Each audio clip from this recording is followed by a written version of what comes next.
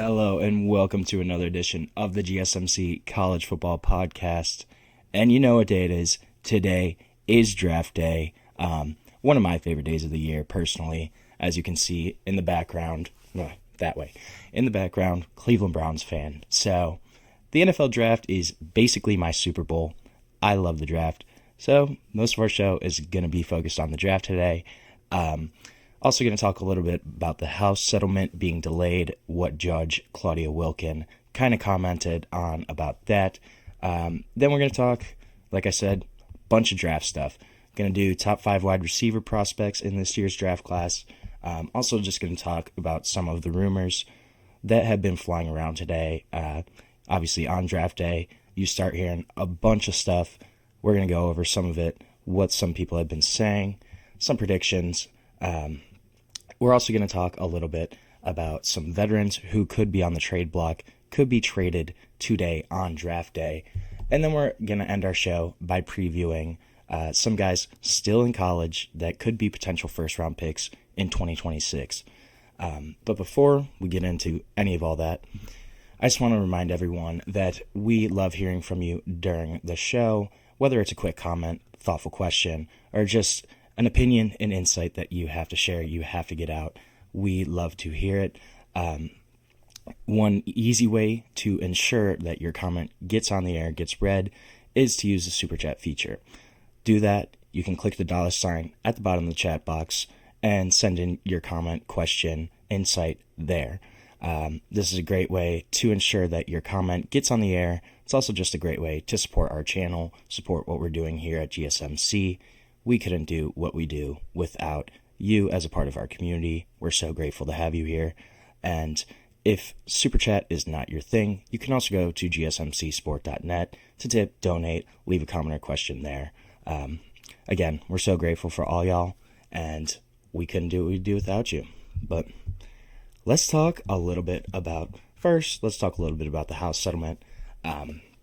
This is obviously going to be one of the big storylines throughout college football, college athletics for the long-term future, short-term future. Judge Claudia Wilken, though, she decided to delay the approval of the House settlement, basically mainly over concerns over roster limit implementations, as well as some kind of issues with NIL stuff. But I want to go over kind of the settlement terms first, what's potentially on the line here that could be lost. I kind of doubt it. It seems like this is going to get passed, but this is one last hurdle for the NCAA to kind of jump through. But so if all of this goes through, there's a $20.5 million salary cap for revenue sharing at each Division I school starting July 1st of this year. 2025. There's also going to be $2.77 billion approximately in back payments to as many as almost 400,000 former student athletes who played an NCAA sport between 2016 and 2024. Those are going to be kind of the years, the cutoff years. Then also outside NIL deals of more than $600 of worth. Those are going to have to be vetted by a third-party clearinghouse. They're kind of still all setting that up. I'm really curious to see how that's going to work. I don't know. It's going to be interesting. It's going to be kind of like an overarching organization that has authority, but they're not the NCAA. We'll see how that kind of all shakes out. But then NIL deals are also going to have to meet fair market value, which, again, my question here is, what exactly is fair market value? That's kind of going to be a big debate. It still is right now, is how do you determine that? I've talked about it before in some of my segments. How exactly are you going to determine fair market value, especially when you're considering athletes that are in very different markets? That's going to be something that's kind of interesting, I think. But another thing here, with the roster limits, there's going to be unlimited scholarships. So there won't be scholarship caps. Previously, like football had 85 scholarship spots, and then you could have basically as many walk-ons as you wanted. Now, that's not going to be the case. It's going to be a 105-man roster limit. but you can give all those players scholarships, but you can't have more than that 105-man roster. There's been around 90,000 of these almost 390,000 former athletes have already filed back pay claims. That number is probably going to reach around 120,000 pretty soon. And only 43 athletes opted out of the settlement. 73 objected to the terms. I thought that was pretty incredible considering how many athletes have been affected by this, how many are eligible for it, I guess. And then how the revenue sharing is also going to kind of work is going to be interesting. Each school's revenue sharing formula, it's going to be capped at $20.5 million, like I said, but the pool is going to increase 4% each year during that 10-year contract. So it's going to keep going up, kind of like a salary cap in professional sports. And then the back payments are going to be set in motion with Judge Wilken's approval. The back payments are also kind of interesting. NCAA is going to foot 40% of that settlement. And then the rest, the remaining 60%, that's going to come from reducing revenue distributions to the conferences. And they're kind of breaking it down by power conference rankings. The Power 5, they're going to pay 24% of that 60%. Group of 10, they're going to pay about 10%. The FCS as a whole is going to pay like 14%. And then non-football conferences, so every other athletic conference basically that just does not include football, in Division I, they're going to pay like 12% of that back pay. I think that's going to be kind of interesting how that's going to kind of shake out, what they're going to do with that kind of revenue sharing and that back pay for the former athletes. I think it's going to be something that's going to be kind of wonky to figure out, but we'll see. Wilken's main concern with this settlement right now is the roster limits. So if these limits did go into effect as soon as the House settlement would be approved, this would leave nearly 5,000 current student athletes without spots on rosters across the 40-some NCAA sanctioned sports. The caps would put a lot of these teams, players, their preferred walk-ons, get people that have roster spots but not necessarily have a scholarship. They're going to be cut. Basically, they're not going to have spots on rosters. This has already been happening. I know someone from Washington State that was on the swimming team as a preferred walk-on. They were already told that they did not have a roster spot for the next season. Just a couple different athletes across sports, this has been happening, and these athletes are kind of in limbo. It's really putting them in a tough spot, especially if they're informed this like after the portal closes or just at a bad timing. It really puts them at a disadvantage.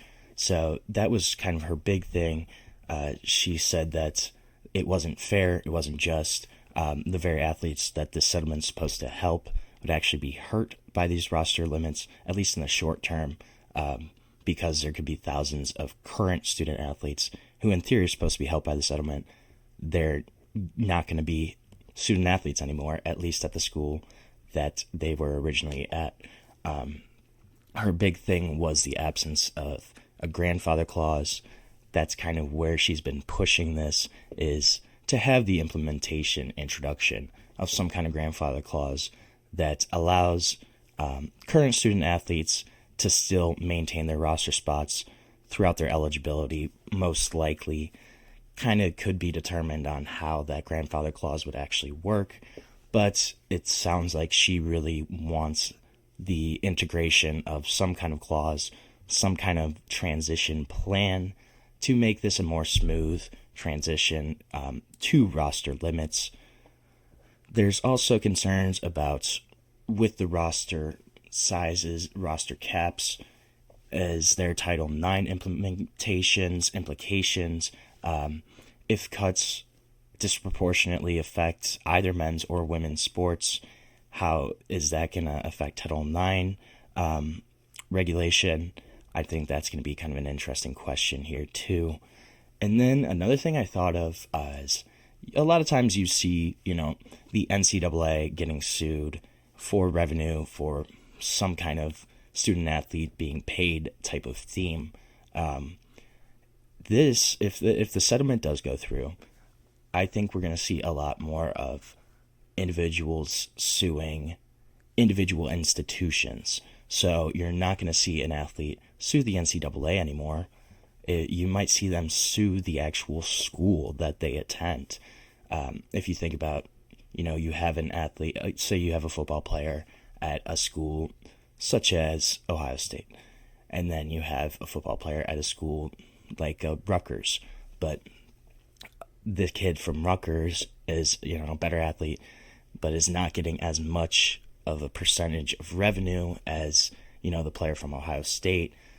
Could the Rutgers player in this theoretical scenario, could he go and sue Rutgers University for not giving him the same percentage that athletes get at other schools?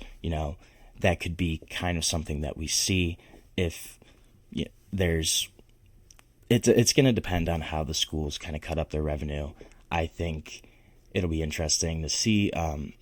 We're not really going to have, each school is not going to be the same in terms of how they're going to split up this revenue distribution. And I think that's going to be the cause for some potential lawsuits, some potential issues down the line for some of these schools. And the big thing here, again, is Wilken wants a grandfather clause. She wants to allow these current athletes to not be cut abruptly, not immediately lose roster spots. It would also give schools time to kind of adjust their recruitment, their roster management styles, strategies, and just give time for compliance, for clarity as well. I think it makes a lot of sense.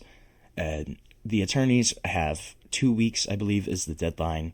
They have a hard deadline for 2 weeks, and they're going to have to come back, discuss this again in front of Judge Wilken, and we're going to find out. But I think this is trending towards being passing.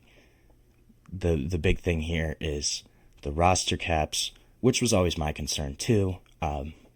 Will we see that kind of be grandfathered in rather than implemented right away? So we're going to take our first break of the show. When we come back, going to talk a little draft, going to talk some wide receiver prospects, and give my rankings of the top 5 guys in this year's draft class. But we will be back shortly on the GSMC College Football Podcast.